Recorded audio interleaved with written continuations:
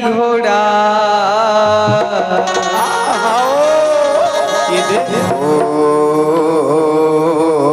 घोड़ा। तो कहे का हे हीरा मनी घोड़ा भागे बाबा के हीरा मनी घोड़ा भागे ना। हीरा मनी घोड़ा भागे बाबा हीरा मनी घोड़ा भागे ना। हीरा मनी घोड़ा भागे बाबा के हीरा मनी घोड़ा भागे ना।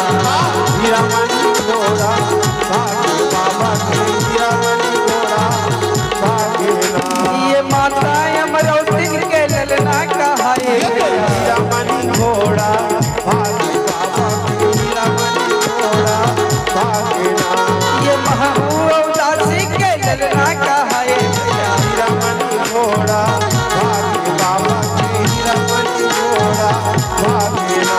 ये रतिदास नवो संगमा ले जावा भैया। हीरा मनी घोड़ा भागे बाबा के हीरा मनी घोड़ा भागे ना। ये दलहा पहाड़ माले जाके उतारे भैया। हीरा मनी घोड़ा भागे बाबा के हीरा मनी घोड़ा भागे ना। ये हीरा मनी घोड़ा भागे बाबा के हीरा मनी घोड़ा भागे ना। हीरा मनी घोड़ा भागे बाबा के हीरा मनी घोड़ा भागे ना।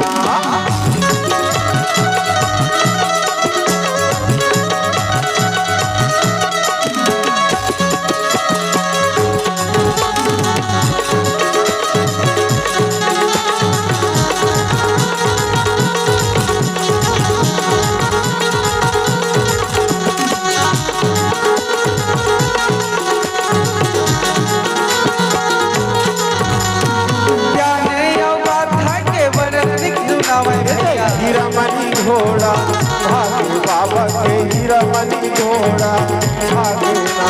ये हमारे लोग के वो बातें बतावे भैया। हीरा मनी घोड़ा भागे बाबा के हीरा मनी घोड़ा भागे ना। अंधकार के वो बातें बतावे भैया। हीरा मनी घोड़ा भागे बाबा के हीरा मनी घोड़ा भागे ना। ये चार गुरु के ये वर्णन बतावे भैया। घोड़ा भागे बाबा के हीरा मनी घोड़ा भागे ना।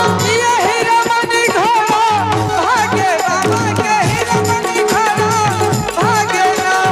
हीरा मनी घोड़ा भागे बाबा के हीरा मनी घोड़ा भागे ना। ये देख हीरा मनी घोड़ा भागे बाबा के हीरा मनी घोड़ा भागे ना। हीरा मनी घोड़ा भागे बाबा के हीरा मनी घोड़ा भागे ना। प्रेम से बोलो सतनाम बाबा की जय। बाबा गुरु घासीदास है तो नाम के विमान में बैठा करके